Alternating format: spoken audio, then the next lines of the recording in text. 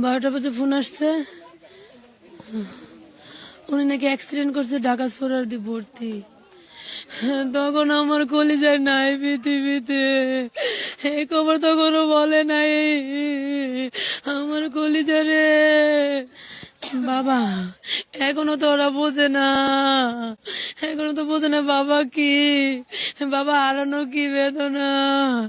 কিছুক্ষণ পরে তো খুঁজবো, ড্যাডি আসে নাই, ড্যাডি কোথায়, আমার জন্য চকলেট কোক নিয়ে আসো।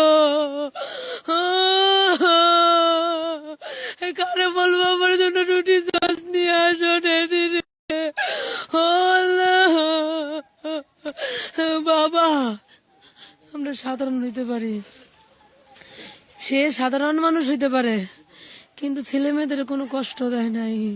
বাবারে বিরোধ দেন, আমার বাবা আমার কলিজা গো, বাবারে বিরোধ দেন, যেন সারা জীবন তারা দেখতে পারে।